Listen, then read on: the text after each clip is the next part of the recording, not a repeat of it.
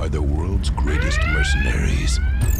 The only loyalty they've ever had. Renaissance! Renaissance! How many security? Yeah, man, I saw the big body Renaissance. You're listening to Rocc Fridayz on News Talk 93 FM. Welcome back. It's 3:45, and as promised, we have two special, very, very special guests in the building right now. As promised, we promised a Father's Day DJ combination. I wonder if I said that right. So, in case you're wondering, we can tell you now, we have the Renaissance Disco family in the building. We have DJ Delano himself, and of course, DJ 3D. I'll go on. Yo, there you know. Yo, big up, whole air. Yeah. Louis. Yeah. I mean, when as a matter of fact, when we link here, we are say, yeah, we are good. We have a good idea. Right. Yeah, and we are say we need, as mentioned, the combination. The we don't have much of that. Okay. We don't have. I mean, how DJing is viewed in Jamaica. I don't think you have a lot of parents. Let's say parents who say, it's fine to be a DJ. Oh, Yeah. Yeah, that's so. Yeah. So we want to kind of get into that. How was that? That I want to be a DJ kind of situation. It never really went like that. It wasn't. No. Well, it went like that for me. My father never wanted me to be a DJ. Oh yeah. No. So he's an electronic engineer. He used to build sound. Okay. And different sound systems. So I bought into the sound system. Okay. Actual sound system, fixing equipment, stuff like that. So once he took me up under his wing, because I used to live with my grandmother. Okay. So he took me under his wing now. Him actually give him sound. Yeah. Everybody take a piece. Yeah, man, you can take everybody gone with the sound. So Okay. basically, so he wanted me to be in the shop, running his shop as an electronic engineer. Okay, not not for run the sound. No, I never want to have no part of the sound. His sound people used to thief me out and carry me. I come in, but I get a beating. And them get cussed off or them get fired. Yeah. Where you take my son go road for? So this is sound. I hear grandpa is serious still. Yeah. So how? All right. Wow, that's story. with him now, all I wanted him to do was, college first. That's it. Simple. I didn't stop him from doing it. I mean, in terms of sound, I just wanted him to make sure he get the medication. That's it. So all right. Well, so you don't have a problem, but there are some, let's say, prerequisites. Yes. Yeah, you have to get your education first. Right. All right. Backup plan, Yeah. Well, I mean, I really like that backup plan thing, but plan B. Plan B. Yes. Plan B is what you No call it. backup around here. but it's interesting that your father, 3D's grandfather, never want you end up in the whole sound system culture. Did he finally warm up to it?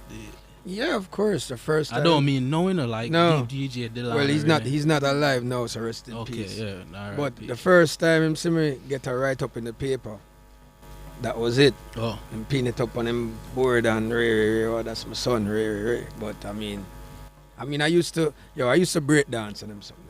So that's what me coming to music, dancing and all them things. So and music and just born into the sound business. Okay.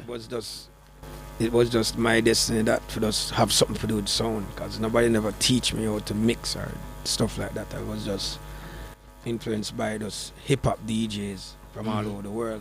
okay. TV and mix cassette, and if you don't know about cassettes and stuff. Well, we're gonna get into that. So but that is why me actually taught myself okay. doing. Yeah. I mean, all right. So with 3D, he had to get an education. I will soon come to you. I will soon forward to you. Pause, there. Yeah. With him getting an education, that's your thing. What about, a man say, I know what I want. I don't need a plan B. I'm going to go straight into the music. What do you say about that? Yeah, I mean, if you really want to do something and you have, that drive to do it, I wouldn't stop them, but I would still say, still, like with me, I still researching. I still if I want to learn something, I'm going to learn it. Yeah. There's certain things that you never stop learning. You know, you can never stop learning. So it's always a part of in any job, in any career, even music. Cause I train DJs for the that the Ministry of Tourism actually I've been seeing provide. that. Yeah, and I am the trainer. I just finished a training, so we can get into that later on. Yeah, man. But it's all about researching all the time. It's all about stepping up your knowledge. And so I can't stop. It's the same thing with him. He was going school in college in Miami, and he more come down and say, yo, me not gonna support that no, but if you can support yourself, do it. And him come and show me say he can support himself, and it's hard. One. All right. Can't stop him like that, So that's what I'm saying. Once you have a drive, once you're not failing, you keep going. But it's always a plan B. There's in anything you do, there's a plan. In life, you have to have something else. No, I mean, I get it. Yeah. There has to be a plan to. It's not even in case you fail, Yeah. It's so that you don't fail. So that you Yeah. And we're gonna get back to the the whole Renaissance, conception or Inception and all of that. But before we get to that, we want to get to how did you feel about having this? I don't want even call it a burden, because then when you want to do something, for example with music, when you have a drive for music, you kind of want to do it. Like you can't wait for reach home to eat your dinner. Yeah, kind of thing. Yeah. So how did you feel with having to complete school first before you can get to do what you really wanted to do? I mean, hearing the words "you have to do it," it might seem discouraging. But if you're going to school for something you love, like me, you're supposed to know Mac Bros, I fix computers and do some crazy things with computers right now. You see me? And you went to school for that? I went to school for information technology. Okay. I taught myself electronics. You taught yourself? Yeah. See, it's a family where like this. Yeah, that's my father too. My father taught himself electronics, and he ended up being one of the top electronic engineer in Jamaica. Design and build equipment back. So which is I think him get that more from my father. Yeah, because that's what I do with Apple computers right now. Yeah. It's a talent skipper generation. So see there? So you say. I have my talents in my own way, but in terms of how he's approaching things and how he's getting stuff done, I just see my father in him. Very interesting. Because my father is a big, football coach, and I not even know if he kick a football. Yeah. Yeah, and he never do music at all, and then me do music, but he like music, so I kind of understand the they call that now. Yeah. But I mean, let's talk about the early days of Renaissance then, because clearly that's where 3D probably got the inspiration to definitely the musical inspiration. Talk about I guess what you were doing at that time, because we saw a picture, the picture with you. I don't know what you were doing, but clearly behind some form of console and all of that. Talk to us a little about, I guess, that during that time, what you were doing at that time. Was he actively involved in what you were doing, trying to be curious just like a child? Yeah, he tried to be curious. Yeah. I always loved music as a little baby boy who can't even say dada yet. Yeah. So I hear the music. So you watch some YouTube and say as I hear music, the baby them start dance. Yeah. That was him. Yeah. So that was it. So can't dance though. Yeah. Well, it's only the hip hop realm could I do. I remember you used to break dance, so you would not go I'm not gonna get that right? Seriously. But no, serious. But because of at that time Renaissance was actually bubbling when he was around. So we've seen all the celebrities passing through the house. Our house was like a base for anything to happen. Actually in Jamaica or in our generation, I should say. Okay. Right at that time. So I'm going to say all the celebrities, all the artists, them, all the promoters, them, everybody Sneaking out the him studio. going get curious now, because it's like, you know, this is an important place. Yeah. You know what I mean? Yeah. As a young boy. So, I mean, that was really happening. And, I mean, as I said before, that's when Renaissance hitting up the charts, hitting up the parties, TV. Worse, I mean, I'm the first DJs to actually go on BT live from Jamaica, MTV, Soul Train. So you see your father going on these things, I guess, you know, it get more natural progression. Even here in Jamaica, in terms of, you know, how we dealt with broadcasting and in terms of TV and radio, you know, we are the whole Renaissance crew was actually the more drive behind that trying to get people to look on sound system and DJs in a different way instead of, you know, it no make sense. We come off of the street or we're not educated or anything. Because that's one of the biggest problems too. Right. Because I remember starting up with sound. I used to play from in the washroom. I can't see the crowd. Yeah, because we equipment might not look too right to match their you know, decor of them house. So a lot of DJs now not even experiencing stuff like that. You know what I'm saying? You go into somebody part of the house, we never have speakers and stands. It was big ugly box. So as you set up the box, the more decorated feel because it don't match their decor. And so we went to all of that type of things where like a discrimination or whatever it is. And just because I love music, that's why I pushed to it. Because after a while now, them have to start turning on and look at me. Because the way how I was dealing with business at the time. Again, we're going to come back to the whole Renaissance thing. Because we know a lot of kids don't even know anything at all about that.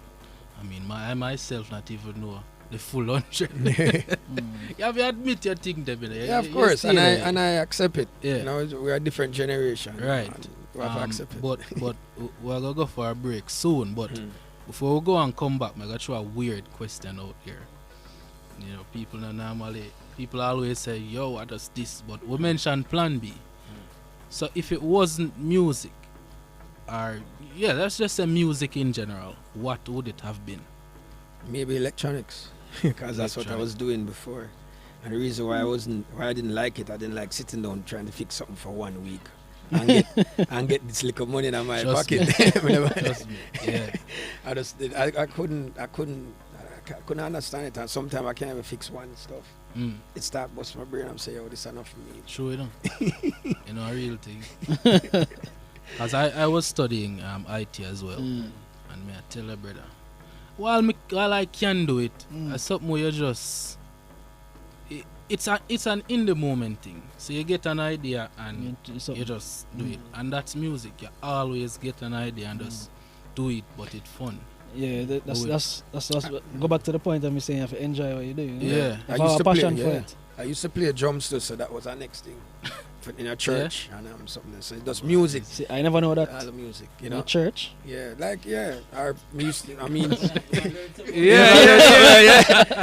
even then, even like school or stuff like that. My school, St. Teresa Prep. Me set up the PA every morning. Go to school, set it up for them principals. I turn principal pet, pastor pet. Although I'm not going to the convent. Come never like what it look. So set up the church in the morning, make sure the microphone working. If them TV now work or I meet them or call fix it. Yeah. So it was always in my blood. You know what I'm saying? Makes sense. So that sound like say that it always music. Always music. Yeah, it couldn't be nothing else. But with 3D, you mentioned the whole, computer thing and the thing for any chance. Cause remember, it's a prerequisite. It's a plan B, but did you at any point think, I'm gonna just do this alone? Never. If it wasn't DJing, it would be producing. See there. And I do both of them. I do all three of them as a matter of fact. Makes sense. It makes sense. I mean, I guess that's one thing that never skip. So it goes straight from me. Yeah.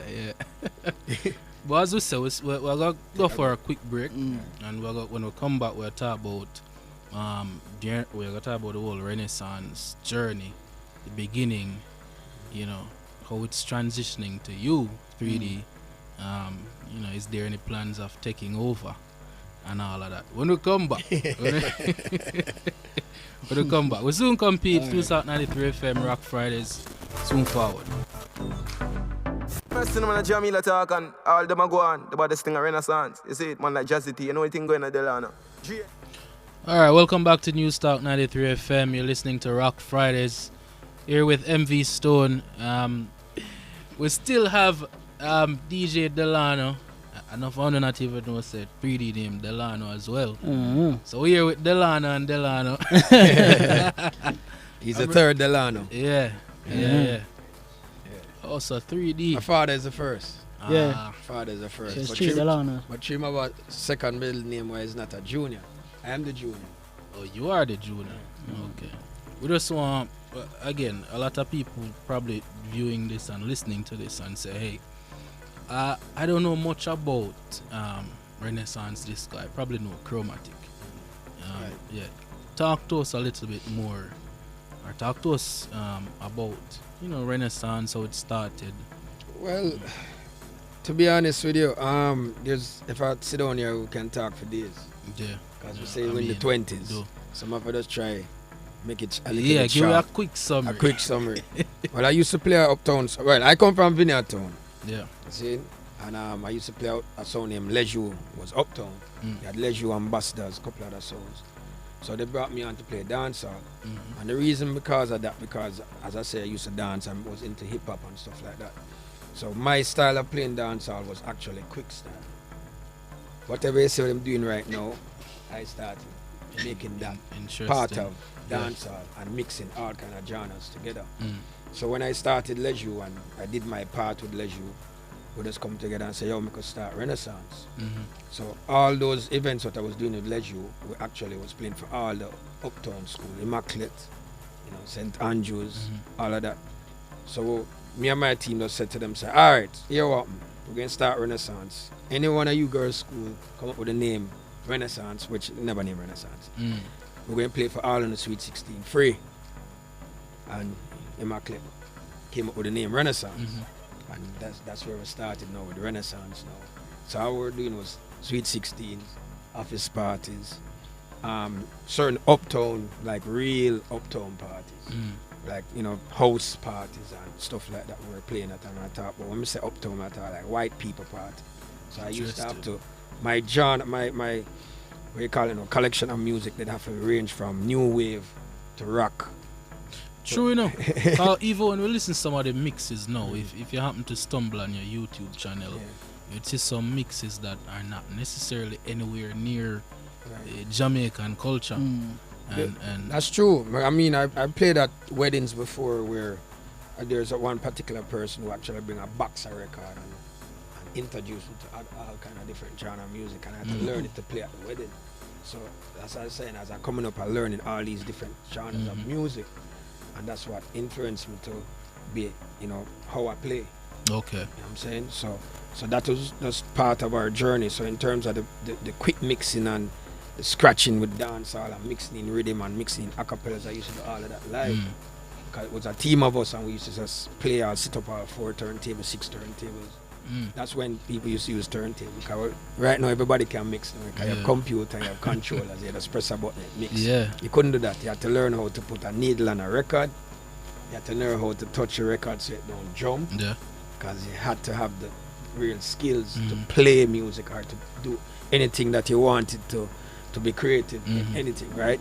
So that's how it started, evolve, Renaissance start, and we just start create this whole uptown vibes and this whole mixing. So when they used to come to my events, it was just different kind of playing. Cause everybody used to just play and then mix and play, mix and play. That's that easy. While we go in and some people didn't like it. Some people say, yo, you make the music play too quick. Why? What that?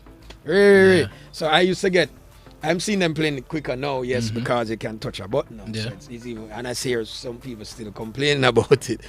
But as I'm saying that, we start that movement in terms of playing music fast and mixing up the genres together. So when we start doing that now, we start create this uptown movement, and I start playing at some real exclusive events. And then now they used to have a song named Ambassadors, and that's how I have a party named Russ. promotion. Is them really start fuse dancehall and uptown together. So they did the first rush with Ambassadors and Stone Love. And then when it came around where Ambassadors was just going down, it was just we running uptown, they approached us and said they want Renaissance and Stone Love to do Ras. So me running up and down trying to get dub plates and all those things, and I just started say, yo, I'm gonna just remix more, and that's how I started the remix movement. There was nobody else doing it here in Jamaica. So because I couldn't get dub plates like what we really wanted, we couldn't even afford to get dub plates. That's it. We start mixing, putting the dancehall and the hip hop on the dancehall, and we do some crazy remixes. That was all happening in the early 90s. In the early 90s, because Ras and Stone Love, that's like about 92, 93, I think, as far as I can remember. And we just start doing it, and we played at the dance. And I actually borrow speaker box, like I have to carry sound them time. Like, borrow box and add on to my sound, because I always had a sound, but imagine going up against Stone Love, a big dancer. So, you understand? And I tell you something, when we played at that party, people were shocked that we stand up against. Besides Stone Love, till our police lock it off. Right at Waterloo Road, where the stoplight is what's facing South Avenue, that was a big a party venue. Okay. And we lock it off. And there's somebody who pick up the mic from Stone Love and say, yo, I'm not paying the money, mash up the place. And the people start mash up the place, back start fling and all them something. And then somebody pick up the mic and start singing the national anthem, and our son, everybody just stop. Start sing. And I start sing. And from there, so we just get that Renaissance Stone Love, and then me and Rory turned friend from Stone Love. And after that, they couldn't be a Ras without a Renaissance and Stone Love. Till even when we and Stone Love did actually fall out, we brought in Travelers and said, yo, we're going to run our little circle, and we'll start the Renaissance Travelers. So we actually we could have sit down and said, all right, we now play with Stone Love. Like people that call and say, why we now tell us say don't use Stone Love, but we not going to play, use our next sound. But blah, blah. But the more I use we say, well, we're not playing with Stone Love, because at that point we start. We're full of ego too, and we're young and all kind of thing. I mean, me and Stone Love is so. Stone Love why me bus in the dance hall, so I said that first. So you understand? It's them bring me in the dance hall. So basically that was part of our movement. So that's where the remix actually and then we start doing so much remix that people abroad didn't even know I was doing them. So people hearing my remix and start stealing my remix. Even that tour remix with Baton, I did that first. There's almost other stuff that came out that I did first, and a lot of people don't even know this. Right. So it's when I start travel now, and I did 95, no, even before 95, I did some other remix, because somebody was, I'm not calling on him, somebody used to take my remix, carry it and said, them do it. So when I start travel about 95, people start saying, yo, you can't do some remix like this. I says, me do them. So after a while, I start to put that person there one side and say, Ray. So those are little movements, the radio station. I used to work on Fame. And how I got on Fame, because we got so popular, they had a competition for somebody to take a Fame spot. And during the competition, they called me one side and said, hey, we need you for this spot, but we're just doing this competition. The worst thing them should have ever do, because when me get the spot now, it's like me have a whole heap of people turning on me and hating on me now, and I look at it and say, damn, I shouldn't take the spot. All right, bam. So I say, yo, now have to do something for the youth them. I don't remember what they did, but whoever won, but maybe that person still have me, but them wicked, them shouldn't do that. But me as a young youth now, I set up my truck for go up on the Carnival Road. I used to do Ring Road up here. We used to control UA. Me used to be Taylor Hall, main sound. So who used to go? Up to last 2 years, I was on a truck that's Renaissance. Yeah, but in terms of main sound, I mean main sound. No matter what keep a Renaissance, a player, Taylor Hall. We used to just deal with that wicked. So come back around to the remixes and stuff. Like a lot of DJs now don't even know the remixes that I do, because sometimes they will play them before me and they don't even know it says me there. And I don't say nothing. That's true still. No, because we don't hear you don't hear no signature tag now. Cause even a while ago me I play one of your remix. And we don't I mean them tag man, my remix them tag man. I'm tag no. No man, my main remix is a tag. One remix not tag is Dancehall Queen remix. Oh. Okay, man, That's I my listened first that Billboard, earlier. like high Billboard remix. Okay. The Nitro mix is just at the tag at the end. Yeah, Delano. that I get to know. Yeah, It tag at the end. And then So the yeah. Bam Bam remix what I did with Fed Up, it don't tag in the end. I realized and I put it. That alright, you see that Nitro remix, I didn't do it for release. You know? It was my remix. I just wanted an idea and me in the bathroom and just run out with that idea and do it. And then Bulby Fata is hear it and slide them hear it and say, yo, let's release it. We say, alright, cool. And then release it. I mean, when me personally like about the remixes, if you don't even know, all right, let's say a young child now, let's say, not even say child, let's say a young adult, 19. If you hear somebody remix and you're genuinely not familiar with the original, you don't even know it's a remix. There's no off key. There's everything just in key and sound good. You think is an original song. Right, so I don't know if that's deliberate. I don't know. You mean in terms of mixes nor my mix? Your remix is just sounding like a song. I always believe in structure. Yeah, like Right. when you're doing a remix. Yeah, I deal That's with how I do it structure. too. Even with my production, which I can jump into that later, but I always deal with structure. And remixing was just me. So what else we come in with is just that. It's just me. I just putting out myself out there. The reason why I ask, you hear some remixes nowadays and the vocals clearly not in It key. shouldn't happen because you have computer now what can help you do all of that. Yeah, but the reason you have that because it's easier to get it to match. It's faster to get it to match. So you're doing less production. Sorry, right. Less work, Yeah. So them just it match. It sound like yes, it fit. every BPM and everything line up. So you even You don't worry about key and We didn't have computer those days. Everything was manual. That's when me just go get to know. If we do all of them remixes there by ear and everything in key, that's that's not an accident. That couldn't be an accident. No, I guess we're just working off of what we know. It's like I don't even think we did really think about it that much or think that hard. We just say, oh, we like how this sound, let's do it. I'll do it. Because the first time I hear the Dancehall Queen remix, it does sound, that mix is a buck up mix too. Yeah, I was in New York and they asked me to do the mix and I said, when we reach Jamaica, I'll do it. Yeah. And them said, no. They must book a studio and then book $1 million studio for me named Hit Factory. To make a remix. And I said, alright, man, deal with it. And give me an MPC drum machine. Could I know how to use? I do never know how to use that damn machine. Them call KRS-One, nobody know what. Them call almost everybody in New York. They're busy. So I say, yo, give me a turntable. I'm just mix it with the turntable. And all those dropouts is hiding mistakes. Yeah. And sit down with the engineer, a white boy, and engineer it and cue it and say, yo, I want to keep the sound, some want it sound, some want this sound, so and do it. And I say, give me the thing, I'm going to punch it. I'm going to say, listen to it, and people them come in. Yo, I love this. Yeah, you like it? Alright, I'm done. That's what. That's how that Rick's come about. Rocc Fridayz, this and every Friday. They are the world's greatest mercenaries. The only loyalty they've ever had is to each other. How many security? Yeah, man, I saw the big body Renaissance, yes, sir. If you know say Renaissance thing different, but all the real meditation and play real music. And wine, Renaissance so big. Renaissance crew. A ding dong ravers, slide.